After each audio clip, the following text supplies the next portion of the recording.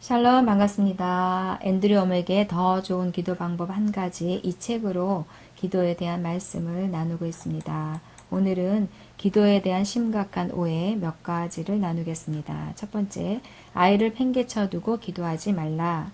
어린 아이들을 키우는 엄마가 애들을 제쳐두고 매일 한두 시간 동안 골방에 들어앉아 기도하는 것은 하나님의 뜻이 아니다.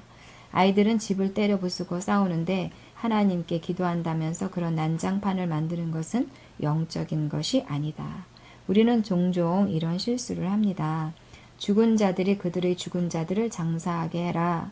누구든지 아버지나 어머니를 나보다 더 사랑하는 자는 내게 합당하지 않다. 이 말씀들은 하나님이 최고의 가치가 되어야 하고 우선순위가 되어야 한다는 말씀입니다. 그러나 그렇다고 해서 가족에 대한 의무를 다하지 않아도 된다는 말씀은 아닙니다. 그런데 우리는 종종 이런 말씀들을 적용하면서 하나님께 헌신하려면 부모나 자식의 문제에 묶이면 안 돼. 그러면서 가족을 소홀하게 여기는 경우가 많이 있습니다. 제가 한 실수가 바로 이것이었습니다. 제가 오래전에 어린 아들을 키울 때 아들을 날마다 버려두고 저녁 9시만 되면 기도하러 갔었습니다. 아들보다는 하나님이 더 중요하고 아들보다는 하나님이 우선이라는 생각을 했기 때문입니다. 그런데 그것은 우선순위의 문제가 아니었습니다. 지혜롭지 못하는 것이었습니다. 어린 아들 옆에는 엄마가 함께 있어줘야 하는데 그래서 아들 옆에 있으면서 하나님과 교제하는 방법을 생각했어야 했습니다. 하나님은 아들을 날마다 버려두고 골방에 가서 기도하는 것보다 아들 옆에서 아들과 함께 있으면서 하나님께 기도하는 것을 더 기뻐하셨을 겁니다. 그래서 혼자만의 특별한 시간을 가질 수 있어서 하나님과 교제할 수 있다면 그 기회를 잘 이용해야 합니다. 또한 아이를 돌보면서도 혹은 운전이나 빨래 이런 거 하면서도 하나님께 기도하는 자기만의 다양한 방법을 찾아보는 것이 좋습니다. 자, 두 번째, 하나님은 이미 알고 계신다. 중언부언 기도하지 마라. 또 기도할 때 이방인과 같이 중언부언하지 말라. 그들은 말을 많이 하여야 들으실 줄 생각하느니라. 중언부언이라는 말은 말을 더듬다, 말을 많이 하다, 여기 이런 뜻을 가지고 있습니다. 이방인들, 즉 예수 믿지 않는 사람들이 하는 기도가 중언부언하는 기도입니다. 그들은 말을 많이 하면서 기도합니다. 왜 그런가 하면 이방인들에게 신은 거대하고 두렵고 무서운 존재입니다. 그들이 신에 대해서 어떤 생각을 가지고 있느냐면 고약하고 인색해서 정성을 다해야 겨우 들어준다. 이런 신관을 가지고 있습니다. 그래서 그들은 신을 감동시켜야 하기 때문에 묵주 같은 것을 사용해서 기도문을 수없이 반복하고 외웁니다. 그래야 겨우 들어준다고 생각하기 때문이지요. 그래서 그들은 중언부언하는 기도를 하는 것입니다. 그런데 그들이 가지고 있는 신에 대한 두려움은 근본적으로 사탄에게서 온 것입니다. 사탄이 인간에게 있는 종교성을 이용해서 자신의 이미지를 이방 신들의 개념 속에 집어넣은 것입니다. 그래서 이방인들은 자신의 힘으로는 재앙을 이길 수 없으니까 어쩔 수 없이 두려움으로 신에게 정성을 다하고 기도를 드리는 것입니다. 지성이면 감천이라고 하면서 지극 정성을 다하는 것이지요. 신을 감동시켜야 하니까 그렇게 하는 것입니다. 그러니까 너희들은 그들을 본받지 마라. 그들을 본받아서 이방인들처럼 중언부언하지 마라. 이방인들은 말을 많이 해야 겨우 들어주는 인색하고 고약한 신이라고 생각하기 때문에 말을 많이 하면서 구하지만 너에게는 내가 아버지가 아니냐. 구하기 전에 하나님, 너희 아버지는 너에게 있어야 할 거를 다 미리 알고 계신다. 그러니까 이방인들처럼 말을 많이 하면서 구하지 말라는 것입니다. 그러면 이방인들이 무엇을 가지고 그렇게 중언부언할까요? 마태복음 6장 31절에 나와 있습니다. 그들은 무엇을 먹을까, 무엇을 마실까, 무엇을 입을까 이걸 막 염려하면서 반복해서 구합니다. 이방인들이니까 그렇게 구하는 것입니다. 그들에게는 아버지가 없으니까 그렇게 구해야 하지요. 그런데 너희에게는 하늘 아버지가 계시고 하늘 아버지께서 이 모든 것이 너희에게 있어야 한다는 것을 이미 다 알고 계신다. 그러니까 그런 거 구하지 않아도 된다. 새도 기도하지 않는데 먹이고 백합화도 기도하지 않는데 잘 입히지 않느냐. 너희 하늘 아버지께서 이 모든 것이 너희에게 있어야 할 줄을 아시니까 이방인들처럼 이런 것들을 염려하면서 구하지 말라고 하시는 것입니다. 그러면 우리가 여기서 생각해 봐야 할 것이 바로 우리의 기도입니다. 우리의 기도는 중언부언하는 기도가 아닌지 생각해 봐야 합니다. 중언부언하는 기도하지 말라고 하나님이 분명히 말씀하셨기 때문입니다. 우리는 보통 무엇을 가지고 기도하나요? 내 문제, 나의 상황들을 하나님께 자세히 말씀드리면서 그거 해결해 달라고 기도하잖아요. 그거 기도라고 생각하잖아요. 병원에서 의사가 뭐라고 진단을 내렸는지, 직장에서 어떤 문제가 생겼는지, 자녀에게 어떤 어려움이 있는지, 어떤 긴급한 일이 생겼는지 이런 것들을 열심히 보고하는 식으로 기도하잖아요. 더구나 그 문제들을 한 번만 기도하나요? 응답이 나타날 때까지 기도하고 또 금식까지 하면서 열심히 기도하잖아요. 그런데 이런 것들을 하나님 아버지께서 아실까요? 아십니다. 그러면 하나님 아버지께서 다 아시니까 구하지 않아도 될까요? 구하지 않아도 됩니다. 너희가 구하지 않아도 아신다고 그렇게 말씀하신 이유가 뭘까요? 다 아시니까 구하지 않아도 된다고 말씀하신 거지요. 그리고 이미 다 주셨기 때문에 구하지 않아도 됩니다. 치유, 부요, 형통, 성공, 승리, 기름 부음 이런 거 구하지 않아도 됩니다. 지켜주시겠다고 도와주신다고 함께 하겠다고 그렇게 말씀하셨기 때문에 지켜달라고 도와달라고 함께 해달라고 기도하지 않아도 됩니다. 그래서 어떤 문제가 있고 어려운 일이 생겼을 때 하나님 아버지 감사합니다. 이미 다 알고 계시니 감사합니다. 나는 염려가 없습니다. 이러면 됩니다.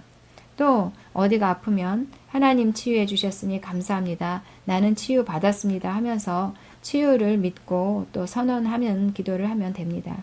그런데 우리는 너무 오랫동안 도와달라는 기도, 함께 해달라는 기도, 뭐 해달라는 기도 이런 거 많이 해봤기 때문에 이런 기도를 하지 말라고 하면 그럼 어떻게 기도해야 되냐 하면서 너무 기도가 어렵게 느껴집니다. 이런 기도를 안 하면 불안하기까지 합니다. 그래서 하나님 아버지께서 다 아신다고 해도 구하지 않으면 마음이 불편하고 불안하다. 그러면 많이 구하지 말고 구걸하듯이 구하지 말고 믿음으로 한 번만 구해 보십시오. 성경에 한 번만 구해라 이런 것은 없지만 한 번 구해도 들으시는 아버지시니까 한 번만 구하면 됩니다. 그래서 일반적인 간구 기도의 단계를 말씀드리면 이렇습니다.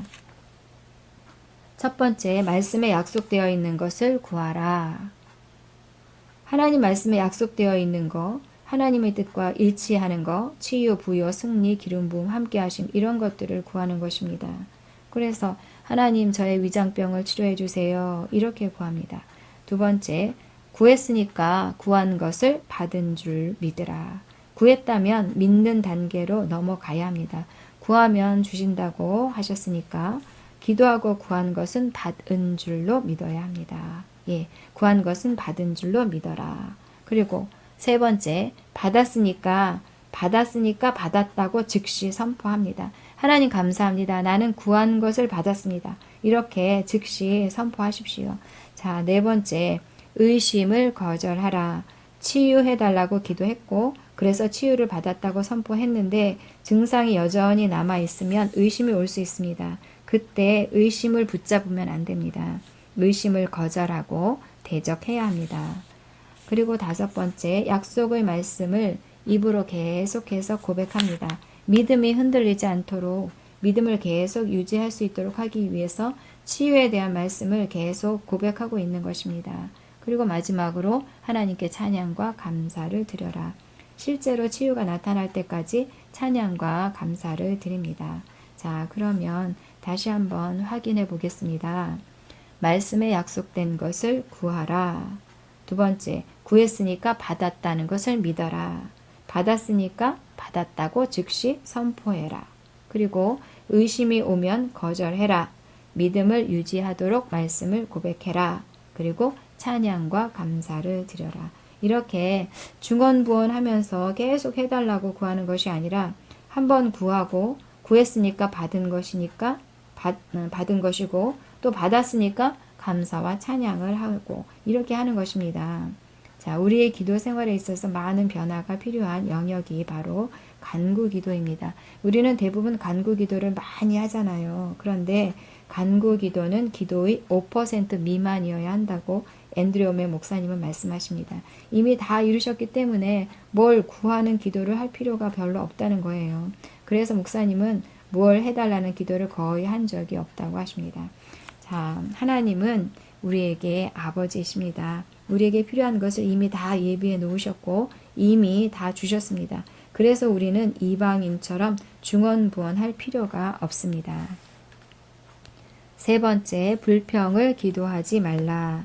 어떤 부인이 남편을 위해서 기도하는데 하나님, 남편이 저를 때려요. 아이들도 학대하고 완전히 타락했어요. 하면서 남편이 못됐다는 것을 50분 이야기하고 맨 마지막에 하지만 남편을 구원해 주시리라 믿어요. 이렇게 5초 기도하더랍니다. 그래서 앤드류 오메 목사님이 남편을 위해서 아예 기도하지 말라고 조언했다고 합니다. 왜냐하면 죽고 사는 것이 혀의 힘에 달렸기 때문입니다. 기도할 때 우리가 하는 말이 사망을 가져오기도 하고 생명을 가져오기도 합니다. 사망을 말하면 사망의 열매를 맺습니다. 그래서 계속 문제를 말하고 부정적인 것을 기도하면 삶의 사망이 풀어질 수밖에 없습니다. 그러니까 부정적인 상황이라고 해도 부정적인 기도하지 말고 말씀을 통해서 생명만을 말해야 합니다. 이렇게 해보세요. 나의 남편은 복을 받았습니다. 남편은 하나님께서 나에게 주신 최고의 선물입니다. 하나님의 나의 남편을 사랑하십니다. 그 무엇도 남편을 향한 하나님의 사랑을 끊을 수 없습니다. 남편은 하나님의 사랑을 만나고 변화됩니다. 이렇게 생명과 복을 선언할 때 생명의 열매들이 나타나게 되어 있습니다. 부정적인 기도는 하지 말아야 합니다. 자, 오늘은 기도에 대한 심각한 오해 세 가지를 나눴습니다. 아이를 팽개쳐 두고 기도하지 마라. 중언부언하지 마라. 하나님 아버지께서 이미 다 아신다. 탄식, 불평, 하소연, 부정적인 기도 이런 거 하지 마라. 이 책에서 언급하고 있는 기도에 대한 오해들은 모두 앤드류 오메 목사님도 똑같이 저질렀던 실수들이었다고 합니다. 본인이 겪었던 이야기를 하고 있는데 사실 우리 대부분이 하고 있는 실수라고 생각이 됩니다. 여러분 각자 잘 참고하셔서 바른 기도로 전진해 가시기를 기도합니다. 여러분 사랑하고 축복합니다. 샬롬.